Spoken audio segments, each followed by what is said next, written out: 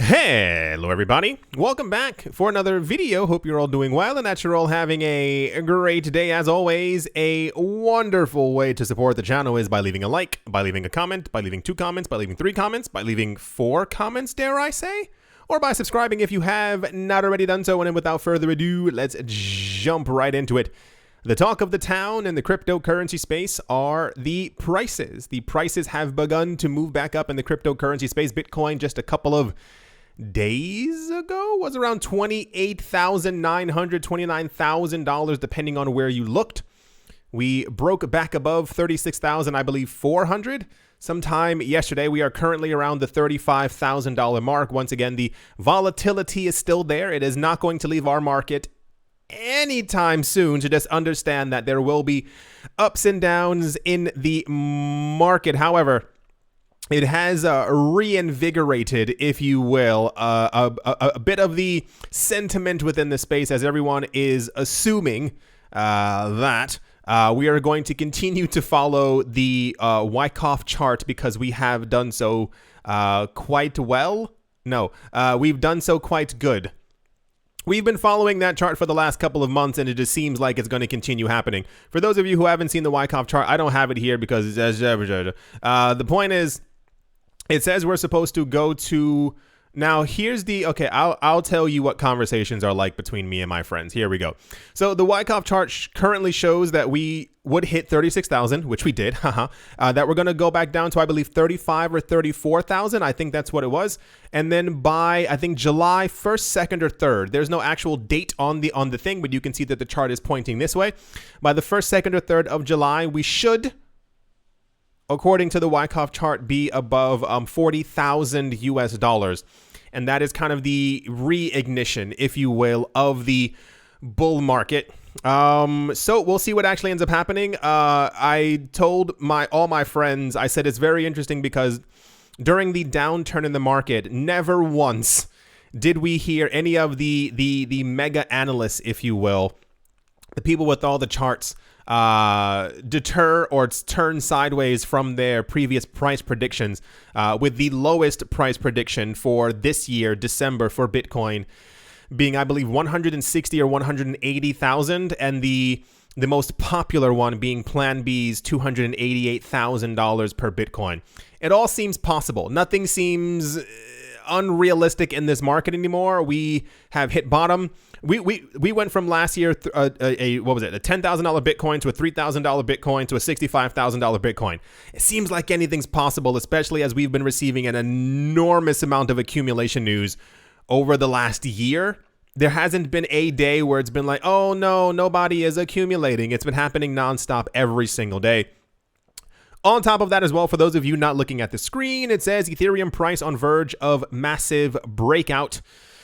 With July loaded with upgrades, is it okay, it's not just me. Is it right time to buy Ether? That's not proper. Okay, so the point is, everyone and their mother are expecting big things from the EIP 1559. I know I talk about it every single day, but it's always in the news every single day. Ethereum is in the news every single day, and the Ethereum upgrade that we've been waiting for since 2017 is also in the news every single day because we're going to have a coin burn. I've seen a lot of people now, bear with me on this one. I've seen I think far too large of an amount of people who don't really understand what this upgrade means. Now, you know, keeping in mind, I'm not a coder, so I literally don't know what all the code means. But on the other point of it actually burning the Ether, that's already existing as an actual fee, and also the only people in the future, and even now, who are going to be able to create any new Ether are the people who are holding Ether. So I'm seeing a lot of people talking about that either we already peaked for Ethereum's price, and you have no idea where any of this is actually going if you think that. And the other part, I see a lot of people talking about sell the news kind of thing. Basically saying, you know, when the upgrade hits, that's when you sell because, you know, the upgrade's not going to be a very big deal. You don't understand how many transactions are actually flowing through Ethereum per day. You don't understand the other upgrades that are coming, and you really don't get that there are so many institutions who have been in Ethereum for a very long time. So I think that a lot of people will be trying to sell the news as the day actually comes. And they're going to be sorely disappointed when they will never, ever be able to own as much Ether as they previously did before. Because I bet you institutions are waiting to buy up exactly what you're going to sell. How many times have we had this news before? People never learn. Where every single time there was a massive Bitcoin dip. Remember those? Remember the big dips? And then we had institutions buying up every single one of them. Who was that lady last week who was like, yeah, we bought the dip. We saw it falling and we bought as much as we possibly could. So anyway, very close to July. Everyone's very excited for all the potential price movements in the market. It says Ethereum breaks $2,000. What should you prepare for? Realistically, amazingness. I know that sounds completely insane. Is amazingness a word? There was so much amazingness at that party. Anyway, so if Ethereum does well, all the altcoins do extremely well as well. If the stocks to flow and the Wyckoff charts are any indication that we've been going through the last about 2 or 3 months, that they continue to be true, we should be expecting a $45,000, $50,000 Bitcoin sometime relatively soon, breaking 100K by maybe August, maybe September. And yeah, that's basically all the price news. There was like some altcoin news. There was something like Tron is defending 6 cents, and this other coin that you shouldn't hold in your portfolio is looking like it's moving up with the rest of the market. And it's like, wow, you guys thought of that yourself? That's crazy. I didn't think, if Bitcoin and Ethereum are pumping by 15%, that the rest of the market would move as well. Anyway, that's all the price news. And let's move on. Next up in news, Cardano founder and IOHK CEO Charles Hoskinson is interested in bringing Cardano to El Salvador. On the heels of El Salvador's move to embrace Bitcoin as legal tender, Hoskinson is making an effort to bring the smart contract platform to the nation as well. Hoskinson says he's applied for a state visit to El Salvador to discuss the possibility of forming ties between Cardano and the Central American nation. He said, yes, we have been in talks with some officials and parties in El Salvador, and I may do a state visit. I sent over all the documentation and requests for that, and if so, we'll meet the president, but it's basically going to be in their hands. I think Cardano would skyrocket. I don't mean go up. I think the price, there's a very weird, I don't know how to even explain it. It's not the lack of liquidity. It's just more that Cardano and certain altcoins really ignite when there's altcoin news about them. Like Bitcoin may go, boop, it goes up by 4 or 5%. Altcoins tend to do really well.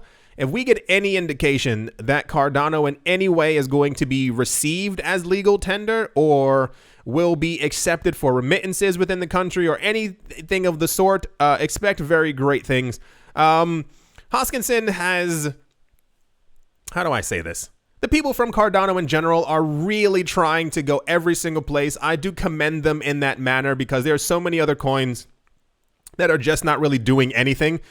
You have to understand that there's more than just one country on the planet. So if you can get into at least 15, 16 other countries to have them use your coin or to use your blockchain or to use your anything, that ecosystem of that coin would benefit.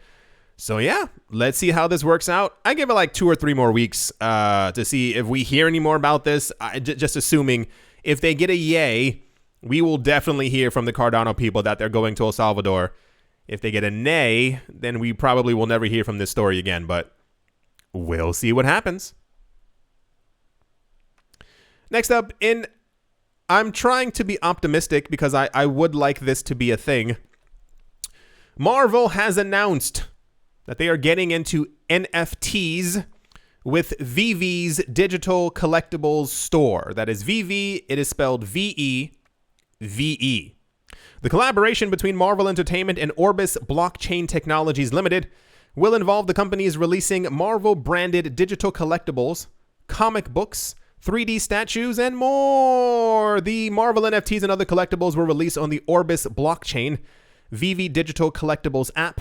The app will not only work as a storefront for the collectibles, but also as a platform where fans can showcase their collections. I like being honest with everyone out there. It seems pointless to not be honest with everything at this point. I saw this article, and for those of you who do not know, who may not be aware, I'm a bit of a nerd. Surprise! I like comic books a lot. I think I never showed comic books on the other channel.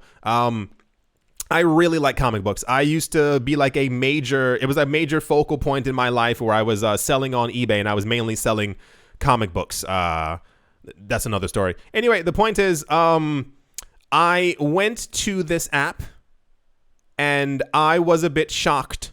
One of the main conversations that me, you, us have been having for a while is that I wish that NFTs were actually affordable for people who would like to afford them. And I mean so in that I went to this app, once again being completely honest, and they have other like DC characters. So they had Superman and blah, blah, blah man and all these other characters that were also on this platform as well. And I was quite shocked. They had statues of superheroes who moved like this.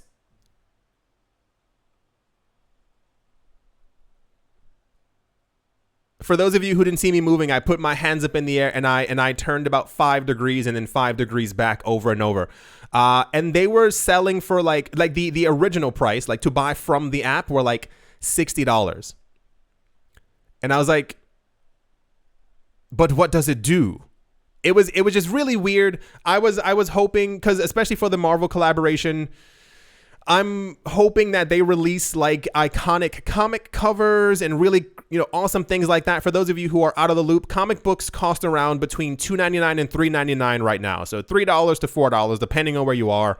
And I'm terrified of them releasing something, and these things are $45 a piece for a you understand what I'm saying. So I hope that Marvel gets this right. I would love if the NFT space became open for everyone and simply wasn't let's sell this thing for $7,000 and see if somebody tries to buy it. But this is very big news. Marvel Entertainment to launch NFTs. Fans can soon hunt for rare NFT comic books. If you're not in the comic world, it's great. I mean, it's just really, really fun to collect the first appearance of all these people. It's kind of nice. Marvel says it's finally releasing its first official NFT collectibles, and Marvel reveals official NFTs will be available on VV Marketplace by 2022. Please get it right. I'm a huge fan, and I would love to collect all these things, but I'm not really going to be paying like $150 for an image of a superhero who's rotating. And it looked bad. It didn't even look nice. It was like a 3D rendering. Imagine, okay, go open up Paint on your computer right now and try and draw a superhero. That's kind of what it looked like, but like rotate your computer screen by 5 degrees over and over. Like he looked chunky. Anyway, all right, that's enough of that. Let's move on.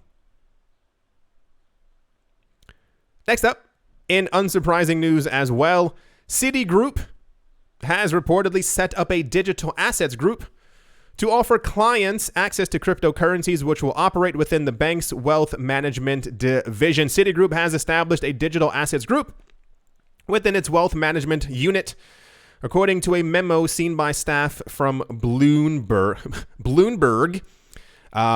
Ian, Jane, I don't know, a lot of vowels there. Ian Armitage, global head of capital markets for Citibank, and Rob Jasminski, who oversees the bank's investment management arm globally, said in the memo that the new digital asset group will be led by, yada, yada, services, they said we will be responsible for developing our future product capabilities, clients, delivery mechanisms, and thought leadership around all digital assets. The memo further explains that Citigroup plans to help clients invest in cryptocurrencies, stable coins, non-fungible tokens, as well as central bank digital currencies. And I really do appreciate that they said the difference between a cryptocurrency, which is decentralized and permissionless, and a central bank digital currency, which isn't. So, unsurprising news. This is another mega bank getting into the space. They're usually always all doing the exact same thing. I think this is bank number 7, who is offering cryptocurrency to their clients, but of course it is only to the wealthiest clients first. so that they can accumulate as much crypto as they desire, and then the scraps are kind of left for everyone else. So cool. Wonderful. No surprise here, because this happens every single day. And without further ado, let's move on. Next up, provider of digital banking solutions Q2 Holdings has announced a partnership with New York DIG to provide its more than 18.3 million registered users the ability to buy, sell, and hold Bitcoin. They said, according to a December 2020 study by Cornerstone Advisors, 15% of U.S. consumers own Bitcoin or some form of cryptocurrency. This was said by Jonathan Price, Executive Vice President of Business Development at Q2. He said the consumer survey also revealed that the majority of these crypto owners would use their banks to invest in cryptocurrencies if they had the chance to do so. We are excited to work with New York DIG to enable financial institutions to take advantage of this market opportunity and meet the demands of their account holders.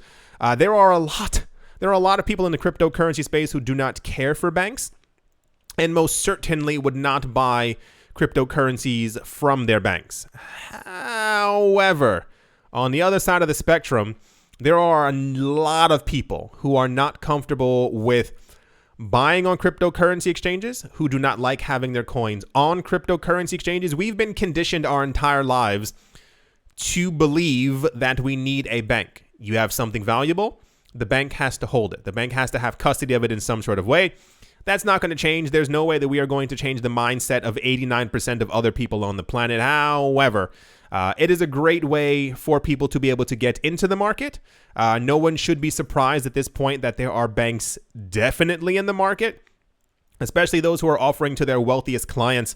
I'm giving it till sometime next year, maybe the end of next year. I think my time frame before was like a little bit shorter, if you will. Because a lot of banks are now able to hold in custody and sell cryptocurrencies, but we've had no major announcements. A lot of them received, certification for it a couple of months ago, or even at the end of last year, but there have been no like huge banner signs outside of banks as of yet. I assume once again, the banks are probably also trying to buy up as much as possible because that's how it always works. The bank has to have more than you. So it's going to be quite interesting. It allows more people to get into the market. I hope people, no, never mind. I was going to say, I hope that they invest in the right coins, but the banks are only betting on the biggest coins in general. And these are going to be the ones that are going to be offered to clients. So I guess cool there. Here's the actual announcement right here. It says New York DIG and Q2 announced official collaboration to offer integrated Bitcoin solutions for financial institutions via Q2's digital banking platform. Quite popular news. And without further ado, let's moving on. Next up, a private secondary school based near the Nigerian city of Kano has announced they will be accepting payments for school fees in cryptocurrency amid the country's central banks banning financial institutions providing services to crypto exchanges. We are in the midst of the beginning. First of all, side story. In the beginning of the rise of central bank digital currencies, countries who have terrible economic policies are desperately trying to figure out a way to get all of this under control. And the way that they're doing so is by creating central bank digital currencies or announcing it. These, once again, are going to be garbage. They are going to be a digital version of the stuff that they already have. So there's going to be no actual fight, if you will, against Bitcoin. We have a number of institutions, and I guess even more so this school, who are still trying to accept it. The idea being is that financial institutions can't touch it, but other entities are, at least at the moment, able to do so. They even stated somewhere around here, we decided to accept crypto as school fees because the world today is tilting towards the system. We believe one day digital money will gain more acceptance than paper money. Yes, that's how things are going to actually be. It's really a shame, and I had hoped for different, but no part of me is actually surprised as far as the trend that we see of countries and banks trying to ban normal people from opening up cryptocurrency exchange accounts If you have a cryptocurrency exchange account, you can't send money to your bank. So, what are you supposed to do except for not be in the market or outright trying to ban it or saying that only certain people can use it? It's a shame, but we know that, I'm going to say the C word. We know that corruption is out there. So we don't have much of a thing in that. Anyway, so that's really cool. I hope the school gets lots of monies from their school tuition. And let's move on. In what I can only deem as stupid news, and I don't mean like ridiculous news, like this is actual stupid news, fresh reports from South Africa suggest that the transfer of locally acquired cryptocurrencies to overseas crypto exchanges will now be subject to the country's exchange control regulations. Consequently, transactions where an individual purchases crypto assets in South Africa and then uses them to externalize any right to capital will be deemed a criminal offense. Stupid news. According to a My Broadband report, the new interpretation of the country's exchange control regulations is contained in the frequently asked questions document recently published by the Intergovernmental FinTech Working Group, or IFWG, a body that is composed of South Africa's financial regulators. In the document, they explained, and I do quoteth, Exchange Control Regulation 10.1c prohibits transactions where capital, or the right to capital, is without permission from the national treasury directly or indirectly exported from South Africa. I don't know if I'm the only one living in 2021. I haven't figured this out yet. I'm trying to get my time machine working. We are not in the year 200. We are not in the year 1500. We are not in the 1920s. We are not even in the 1970s. We're not in the 1990s. We live in a world where everyone has a computer in their hand, on their arm, in front of them. You're watching me on a computer or a mini computer right now. What planet are you living on where you think, first of all, can we have this conversation once again, just me, you, and I? First of all, crypto exists on the blockchain. It does not exist anywhere else. If you are in South Africa and you take a little plane ride to Hong Kong, your crypto has not moved. It is still on the blockchain. You are able to access it through your computer, but it is still on the blockchain. You enter a number on your screen and click enter to say, hey, crypto on the blockchain, please register that you are now the owner or someone else owns you under this private key. The crypto itself isn't actually moving. It's just simply on the actual blockchain. So to think of deeming this as a criminal offense exported from South Africa, I'm going to assume, this is not me making a joke, assumption, South Africa has probably had the internet for more than a week. A year? 15 years. Oh, they got it when everybody else did? Oh, that's kind of cool. So, don't really understand what's going on. I understand in my mind that they will probably never, ever get this right. What happens is, have you ever heard of a brain drain? I'm sure you have. What happens is when any country, doesn't have to be this one, any country gives such ridiculous regulations about anything. It doesn't have to be about crypto. It can be about any single thing. The people with the brains in that country who understand that the laws and regulations are just stupid, they go online because everyone has the internet. They go airplane. They walk onto an airplane with their computer and they move to a new country. So I don't understand. I don't think I'm going to understand in any way, shape, or form, but I just thought I'd bring you that because, yeah, the IFWG document adds that individuals in contravention of these regulations face a financial penalty of $17,000 and possibly up to 5 years in prison.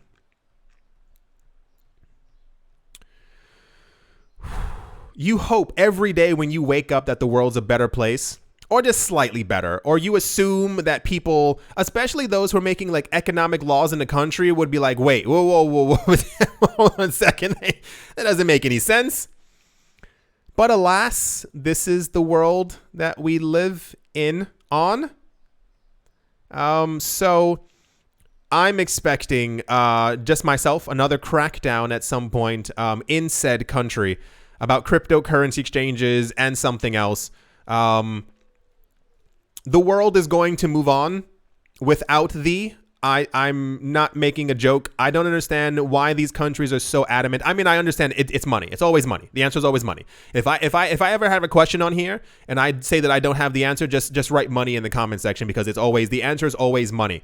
But you have to see that the rest of the world is changing, except for you.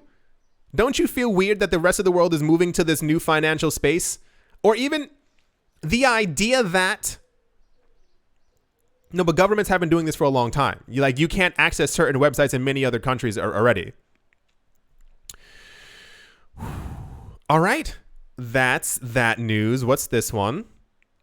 Yeah, this is the actual news article right here. So yeah. As always, a very special thank you to my Patreon supporters.